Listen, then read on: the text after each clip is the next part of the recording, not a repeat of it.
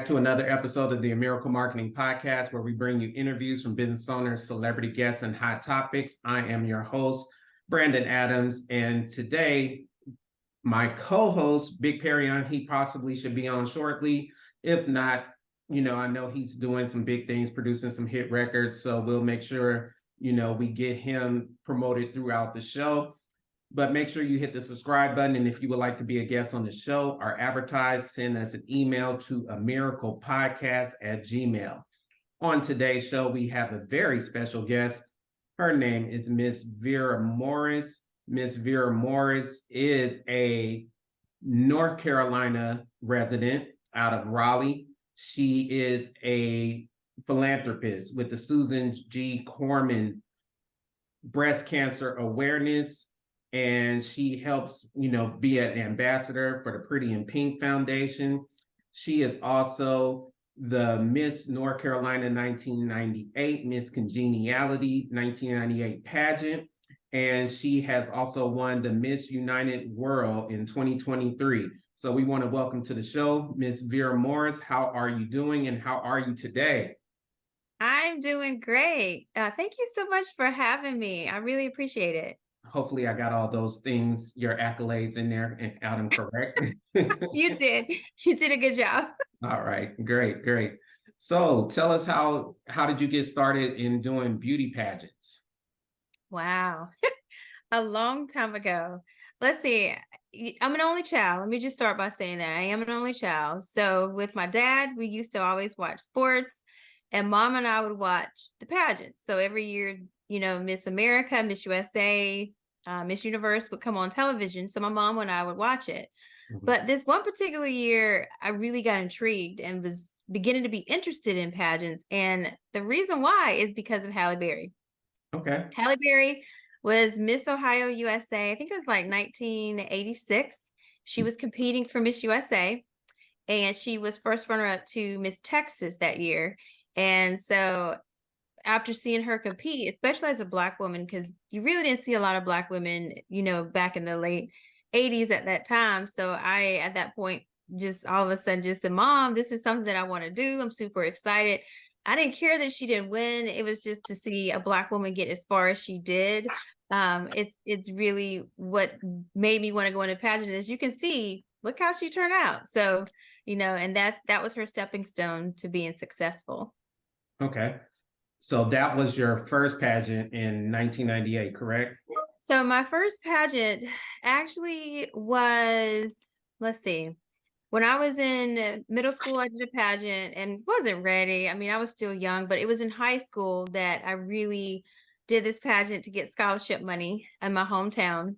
Okay. That's when I think I caught what people like to say, the pageant bug, where you want to start continuously doing pageants. And to be able to get through my first year of college because of a pageant, I wanted to continue doing them. And so I did the Miss North Carolina teen pageant and placed as a finalist that year. And then the next year I aged out. So here I am at 18 years old trying to compete for the Miss North Carolina USA pageant to get to Miss USA. I didn't place. I went back again the next year, did not place. I graduated college, graduated from the University of Georgia, and then I ended up winning. So it was the third year where I was ready. I got the coach. I did everything that I needed to do to prepare myself to win the pageant and compete at Miss USA. So what was your special talent in the pageant? Thankfully, I didn't have to perform a specific talent, so to speak. At the Miss America pageant, you have to do a specific talent. Okay. I think the biggest key to talent is being able to walk in 3-inch heels and also being able to speak on stage instantly, because you just have no idea what they're going to ask you. You have no idea what those judges are going to ask you. So it was really amazing. And what was so special about the Miss USA pageant that year is that Halle Berry was awarded an award that year. She couldn't make it there in person because I really wanted to meet her, but it was just so symbolic to be there, knowing that she was one of the reasons why I even wanted to do pageants. All right, Big Perry has joined us. He's on the show. Hi. How you doing? I'm doing great. How are you? Pretty good. I wanted to ask you a question about the qualifications, what do they look for when somebody is planning on trying to be in a pageant? That's a very good question. So when I first did the pageant, I think with the Miss USA pageant at the time that I did it, the reigning title holder was a beautiful Black woman, first Black woman to win Miss North Carolina USA back in 1997. Take note, this pageant started back in the 50s, and we finally had our first Black winner. So for me to go into it, I was going into it at a time when it was difficult because it took them that long to crown a Black woman. So I'm telling my parents, I want to compete, this following year, because you don't know what they're looking for. You're hoping that they're looking for what you want, because I don't think it's cookie cutter, especially not now, because to me, pageants have evolved so much. Back then, being Black, you just hope that you made it to, the semifinals, because just like I said, it just wasn't common for us to win a lot of pageants. But for me, going into it, I just wanted to go into it knowing that I knew where my heart was. I knew what my purpose was. I was big on community service. And I was hoping that, that I would be able to shine, and show those judges who I truly was. And it worked that year. But I think a lot of it was just being prepared and being ready. Because initially going into it, you really don't know. And I've judged pageants before, and going into it, you don't really know. You just want to have that young woman who is ready, who really does know what she stands for and how she's going to represent her state or represent her country, depending on what pageant it is. What type of future do pageant holders or winners, what type of future do they go into? Do they go into like acting or singing, or do they continue to just work within the community or within their state as a light or inspiration? They can. There are many title holders that go into the entertainment industry, like you spoke of. I myself, had some modeling jobs, but for me, I'm in corporate America. Actually, I'm celebrating my 10-year work anniversary today because I work in IT. And I think being in pageants really helped me, just because it gave me those communication skills that are so important. Being able to talk to different people, being able to answer questions on the spot. I think it just gives you those skill sets that you need to be able to continue on in life in general. Also, because of pageantry, it helped me. You mentioned working in the community. It really, really did help me to be able to, highlight and spotlight those things that mean the most to me. Like for me, it's breast cancer awareness. You spoke about my accolades with breast cancer awareness, and I do have a nonprofit called Treasure Your Chest, and I really do credit pageantry giving me the opportunity to use my voice and to be able to reach more people, because it's something about when people see someone with a crown and a sash, they want to stop, they want to hear what you have to say. And so I took full advantage of that, and as a result of everything that I've done within pageantry, it's helped me with my career, it's helped me with my nonprofit, and it's helped me further all the different passions that I have that I enjoy doing in my life. That's dope. So I'm learning the words pageantry. I was trying to figure out, what I go with, titles and everything. Okay. So as far as what you're doing now with Treasure Your Chest, right? It's dope. That's dope. Play on the treasure chest or whatever. But with your foundation, do you go around the country, or you just stay within like a certain region? So I started it here in North Carolina, but I can help anybody, essentially any woman that needs, a mammogram. That's my resource, is to be able to fund them a mammogram. No one should not be able to take care of themselves, is what I should say, is what I always say. So no matter where you are, even though I'm right here in North Carolina, no matter where you are, if you reach out and say you need help and you need the money to get a mammogram, I'm going to be doing what I can to make sure that you have the money to get that mammogram. Because as we know, with breast cancer, early detection is so key and so important. And so no one should be, not given that opportunity to have what they need, that preventative maintenance to take care of themselves. That's nice. That's nice. I had a question, because when I was reading over your bio, you said you not only help women, but also men as well that have breast cancer. And, a lot of people think breast cancer just affects women, but, in doing research, men have been discovered to being diagnosed with breast cancer. Not as, I don't think as common as women with women, but it does happen. So have you worked with any men or had any men come to you as far as having breast cancer? So statistic wise, it's only 1%. And to me, that's still too many men that are impacted by breast cancer.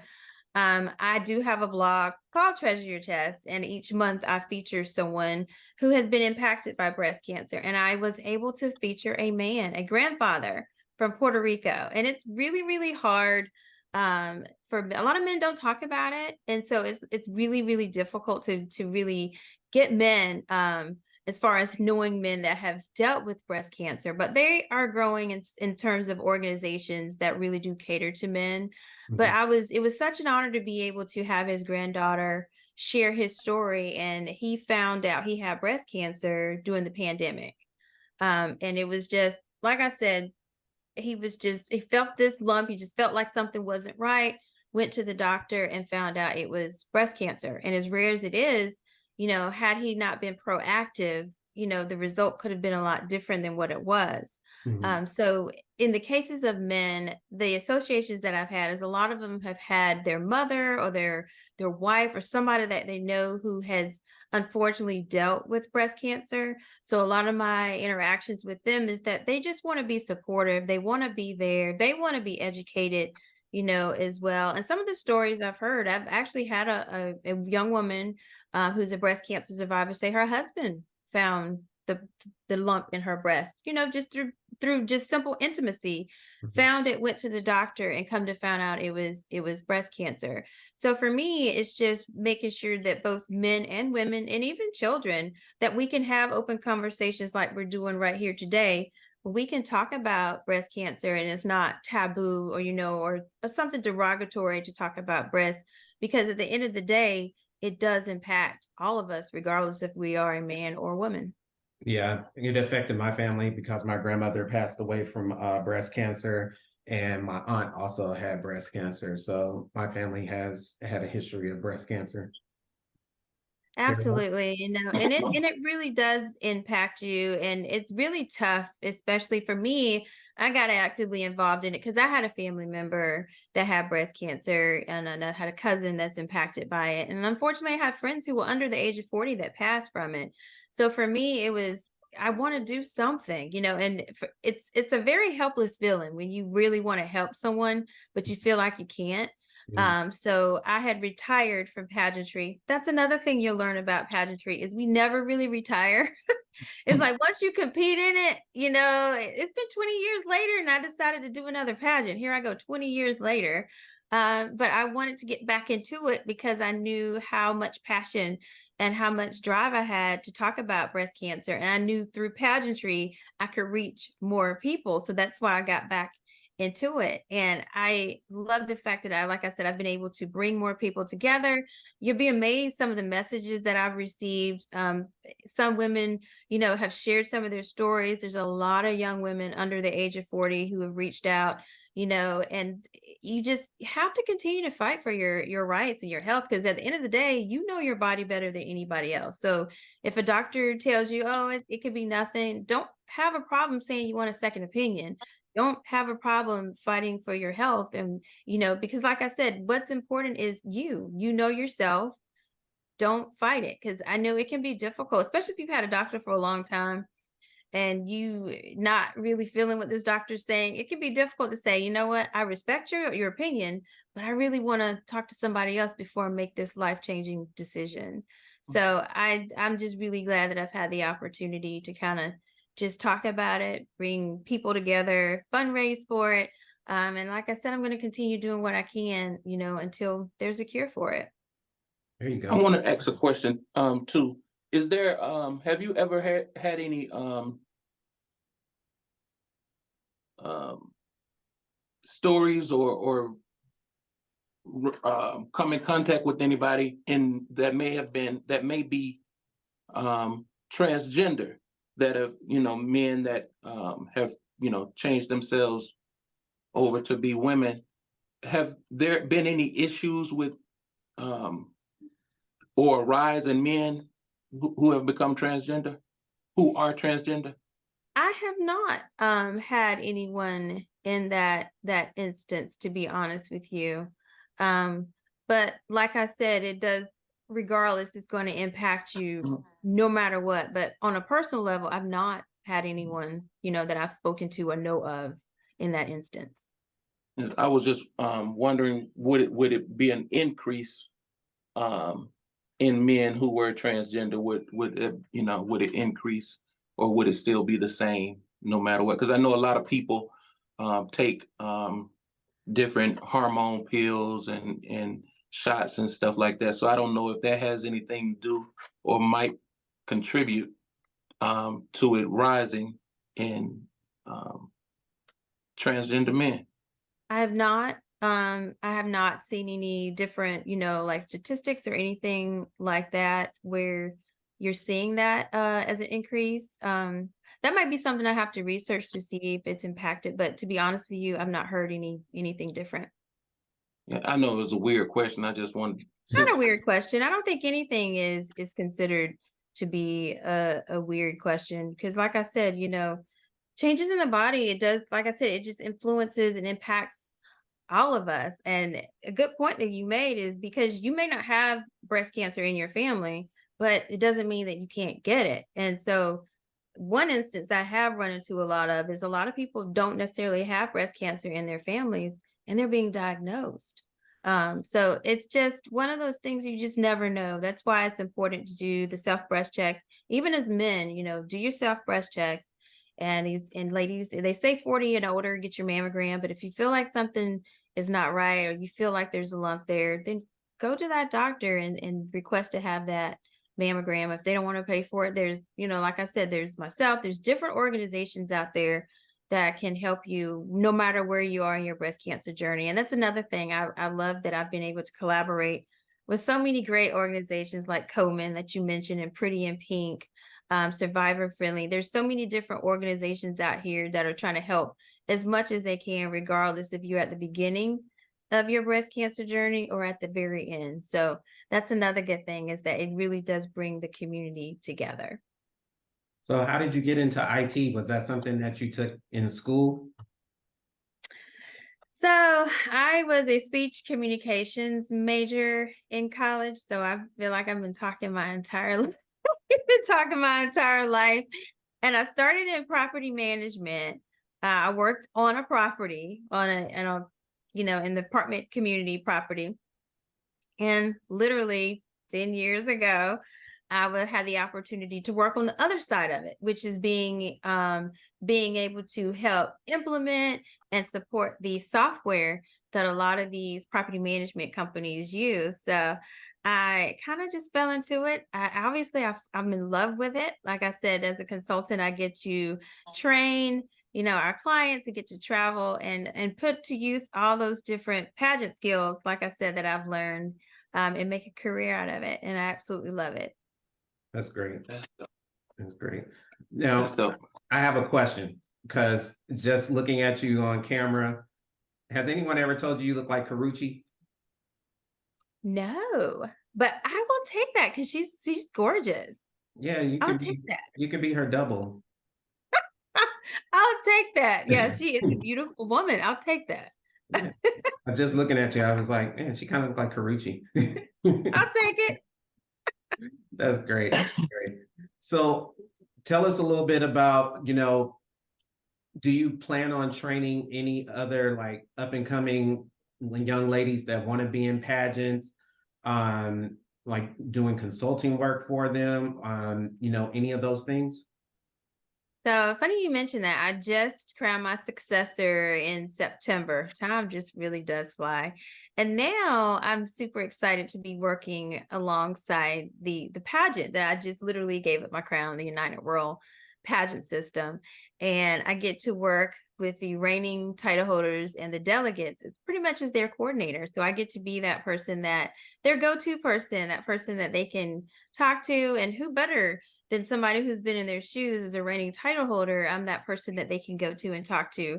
And with our delegates, they have the opportunity, whatever they need from me, I can be their go-to person. And I really like that transitional role for me, because I'm done competing. I can tell you that I'm done competing. I'm good. So I like transitioning into the role where I'm helping other young women, and especially I just love pageantry as a whole, because I know what it did for me in my life. So I would highly encourage any young woman to get involved in it, and it's not about winning, because I didn't always win. As you heard, it took me quite a few times to get to my journey. Even when I came back, I say 5 years ago, when I decided to compete again, it took me a few years to win the Miss United World, title. So I think, to me, it's about the journey. It's about how much you can learn, how much you can grow, becoming the person that you want to be. But if your focus is just on winning the crown and sash, you're going to be disappointed, because you just never know what the outcome is going to be. I mean, it's a sport. To me, it's like a sport. You just never know. You can be so well prepared and give it your best, but when you have, people judging you, it may not be your day. If you had a different set of judges, it could have been your day. But for me, there's a reason behind the journey. And for me, it was timing. So if I would have won it any time other than when I did, I don't think the timing would have been right. I don't think I would have gained as much as I have. So I always encourage young women to do it. And I'm glad to be done. So when these young women reach out, and talk about different things with pageants, I'm like, been there, done that. Go for it, girl. There you go. What was the thing that you think took you over the top with your last run? My last run. I think what took me over the top was I went in there really knowing my purpose. Like, I just went in there knowing exactly who I was. And I was probably the most calm, cool, and collected when I had my interview with the judges, because like I said, I went in there knowing exactly who I was. It wasn't any hesitation on what I wanted to do with the title. I know what I had been doing as a state title holder. So I think that's what really did it for me, was that I was just knowing that I was well prepared and I was ready for the job, because ultimately it is a job. Wow. So I don't know if you ever seen these movies. I used to watch them all the time. They were hilarious, but how true is the Miss Congeniality movies to what goes on in the pageant? I knew you were going to ask me about that movie with Sandra Bullock. What's funny is that movie came out the year after I competed at Miss USA, and I was Miss Congeniality at Miss USA in 1998. I saw that. When That's what made me ask. when that movie came out, I was like, how perfect is this movie? I mean, Sandra, I can relate to her in many ways, because I'm a small town girl. I grew up in a small town here in North Carolina, and I would call my mom, at night and say, Mama, like, man, these women are playing no games with, this pageant. And I had so much fun. I think in many ways it's true. I mean, the bond, like Sandra and the girls, they had a great time. You do have friendships. I still keep in touch with a lot of these young women that I competed with. It was well over 20 plus years ago. Personality wise, I was her. Like, I just had a good time. And, I really did enjoy myself. And that's probably still to this day one of my favorite movies. I get a good laugh out of Sandra Bullock. Now, we didn't do the little tapping of the glasses for talent, none of that kind of stuff. But in many ways, it was true. In many ways it was. Okay, I was wondering how true it was to the movie, because I saw both of them. She put a spin on it. Like, she put a big spin on it. But ultimately, the moral of the story was, it was just about being there and being supportive. And that's what really pageantry really is. All the cliches about people not getting along and all this, it wasn't like that. We had a really good time, and we really enjoyed the moment and soaked it all in. And that's what I was going to ask. Was it any drama? I didn't have any drama. We didn't have any drama. I've never had any drama. I think for me, my zipper, I had an issue with my zipper one year, and I had like less than 5 minutes to get on stage, and I had like 3 people trying to get me zipped in that gown. And I got in there, and with a minute to spare, and I ran out on that stage, and nobody knew that just a split second ago I was having struggles with a zipper. But no, we don't really have a lot of drama or anything like that. What would you have done if you couldn't get it? And would There you was a plan grab B. something else? Yes, somebody said, "All right, Vera, we can't get you in this in the next few minutes. We got another gown for you." And I was like, "Okay, we gotta get me in this." So 3 Would they people let later. somebody else go? I'm sorry. While you're changing, would they let somebody else go ahead of you in your place?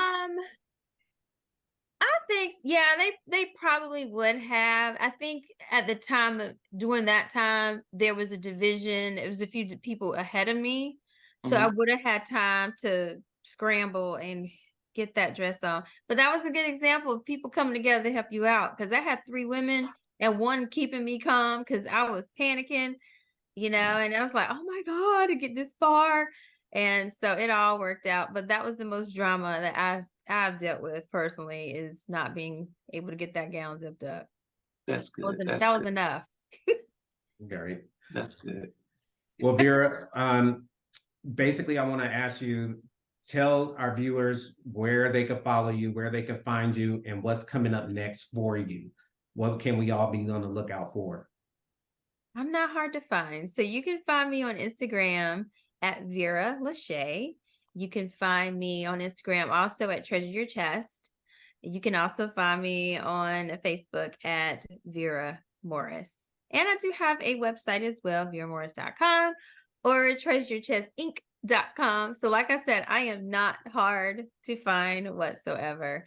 And what's going to be next for me is, to be honest, right now, I'm going to be looking forward to taking a little bit of downtime for the holidays because, as you see, I'm busy. So it's nice to take a little bit of a break. But in February, I'll be heading to New York for New York Fashion Week. So I'm super, super excited about going back to New York Fashion Week. And this year I get to go back as a host. And they're doing a fundraiser and for Treasure Your Chest. So I'm super excited to be there and collaborate with the young woman, the amazing young woman that I just crowned Miss United World 2024. She's a designer. So she's going to be displaying her designs with the models, and money's raised will be going to Treasure Your Chest. So I'm super excited about that. So be on the lookout for that and all these great designs. So I'm excited. That's great. That's great. Carry on. I don't know what else to say. I know that I need to take a class in speaking publicly because you're awesome at doing it. And I can imagine that was one of the things that the judges saw, that you know how to answer questions and you're just on point with it. So do you offer any classes like that for the young ladies that you train or work with, or is that all involved? I have done mock interviews with young ladies where the mock interview is I'm pretending to be their actual judge. So they come in there ready, prepared. So I'm asking them questions. And so I give them feedback based on, how they answer their questions and things like that. So I'm always around and more than happy to give advice because I like to pay it forward, because there were so many people who were there for me when I had no clue as to what I was doing whatsoever.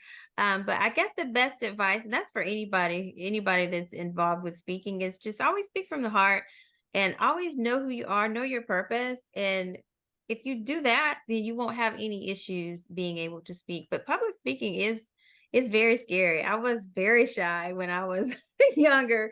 But now I'm definitely not shy. And it's just because, like I said, I know exactly who I am and I enjoy being able to use my voice, especially if I can help somebody else. All right. That's dope. Well, thank you for being on the show today. We look forward to, having you back to tell us about what's coming up in 2024, and have a safe trip up to New York for Fashion Week. And one more time before you leave, tell our viewers where they could find the information about your foundation, because I think that's very important.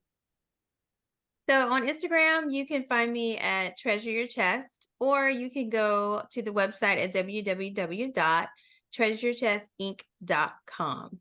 So please just, like I said, learn more. Reach out if you have questions. Reach out if you need help.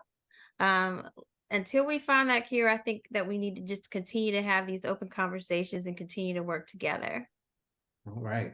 Well, thank you, Vera, for joining the show. We really appreciate having you on and taking your time out of your day today. And we look forward to big things from you and, having you back. And I look forward to the same for you. Like I said, I appreciate you reaching out to me, and I cannot wait. I'm like, I know them. Don't play. I know.